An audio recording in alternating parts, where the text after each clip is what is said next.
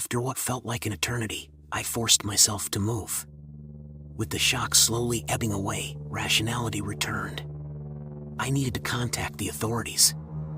I dialed the Otterdale police station, my hands shaking, my voice betraying my terror. Within minutes, my tranquil backyard was turned into a buzzing crime scene. The Otterdale police were as puzzled as I was. Detective Hopkins, as it turned out, had been reported missing from Nevada nearly 5 years ago. His sudden disappearance had baffled his department and family. The idea that he ended up buried in a backyard in Otterdale, all the way across the country, was beyond comprehension. As the police cordoned off my house, I found myself holed up in a nearby hotel. I lay in bed, staring at the ceiling, the quiet hum of the air conditioner my only company. The image of the skeletal remains was etched into my mind, a haunting mural I couldn't erase. Every creak of the hotel room door, every whisper of the wind against the window panes sent a jolt of fear through me. In my mind, I kept revisiting that horrifying moment, unearthing the skull, the glint of the badge. But amidst the horror, there was a growing sense of dread, a foreboding feeling that something far more terrifying was on the horizon. A couple of days later, Officer Davis from Otterdale PD visited me. He was a burly man with a gruff voice that did little to hide his concern. He explained that Detective Hopkins had been working undercover on a high-profile case when he disappeared. What was even more alarming was that his case files had also vanished. There was no trace of what he had been working on. I felt a shiver of fear. Why would Detective Hopkins come all the way to Otterdale for an undercover operation? Was it a coincidence that he ended up in my backyard, or was there something more sinister at play? Over the next few days, I was kept in the loop about the ongoing investigation. The coroner's report confirmed that Detective Hopkins had been shot, which led to his death.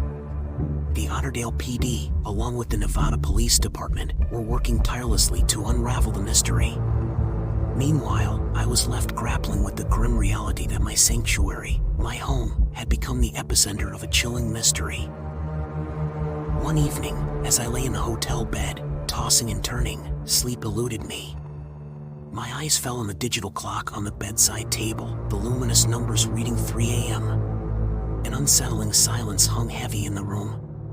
Suddenly, I heard a soft knock on the door.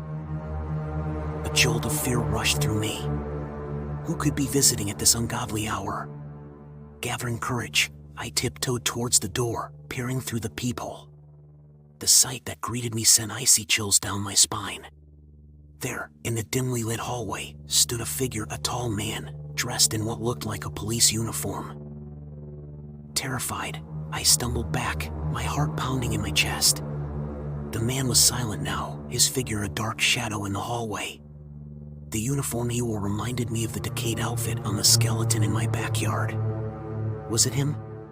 Was it Detective Hopkins? As quickly as the figure appeared, it vanished, leaving me shivering with fear. Had I just encountered the ghost of Detective Hopkins, or was it my terror playing tricks on me? Regardless, I was stuck in a nightmare, trapped in the chilling grip of a mystery that was far from being solved. And it was becoming more evident with each passing moment that this horror had just started. As I huddled in my bed, clutching the blankets close, one thought echoed in my mind. I was living a real-life horror story, and I dreaded what the dawn would bring. The haunting image of the ghostly figure stayed with me. Days turned into weeks, and each passing moment was an agonizing stretch.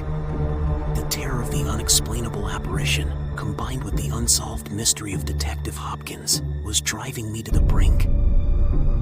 Every sound was a potential threat, every shadow a lurking horror. I found myself hunched over newspaper articles and online threads about Hopkins's case, my once peaceful existence replaced with a chilling dread. The smallest mention of Hopkins's undercover operations or his abrupt disappearance sent me spiraling into waves of fear and apprehension. The police seemed to be hitting dead ends. There were no records of Hopkins's activities during his supposed undercover operation. His family and friends in Nevada were clueless about why he would travel to Otterdale. As the investigation dragged on, my house stood desolate, a chilling monument to the mystery it held within. One evening, as I was engrossed in another online article about Hopkins's disappearance, my phone buzzed. It was Officer Davis. He sounded oddly excited, a stark contrast to his usual gruff demeanor. The police had made a breakthrough. They had found a hidden compartment in Hopkins's old desk in the Nevada PD. Inside it were case files, photos, and a diary. The diary held the answers we had been seeking. Hopkins had been secretly investigating a notorious crime syndicate with links across the country. His diary mentioned Otterdale, a name that came up in connection with the syndicate. He had taken it upon himself to explore this lead, keeping it a secret for reasons known only to him. His last entry was dated the day before his disappearance, mentioning his planned visit to Otterdale. The pieces of the puzzle were finally coming together. Yet, it did nothing to alleviate my fear. Instead, it amplified it. If a crime syndicate was involved, were they the ones who murdered Hopkins? Worse, did they know about me? Sleep was a distant memory. Every night was a tussle with fear, with the dark shadows that danced on my hotel room's walls. I would often find myself staring at the room's door, half expecting the ghostly figure to appear again. But it never did.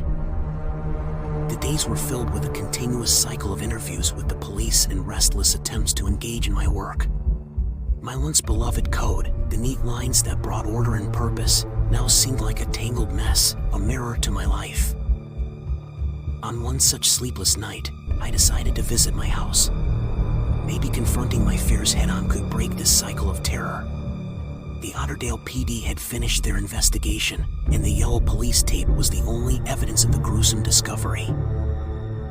As I stood in my backyard, the wind gently rustling the leaves, the moon casting long, eerie shadows, I could still picture the spot where I had found Hopkins. A chill ran down my spine, but I stood my ground. Suddenly, I heard a rustling noise. My heart pounded in my chest. I turned around and gasped. There, under the old oak tree, stood the ghostly figure, his silhouette visible in the moonlight.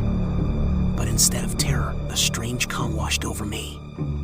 It was as if the apparition wanted to communicate, to tell his untold story. As I stood there, staring at the spectral figure, I felt a connection, a bond forged in the crucible of shared horror. With the revelation of his secret mission, Detective Hopkins was no longer a faceless terror but a tragic hero, a man who had given his life in his pursuit of justice. In that moment, my fear was replaced with respect, a shared sorrow for a life lost too soon. I found myself whispering into the night, "I promise you justice, Detective Hopkins.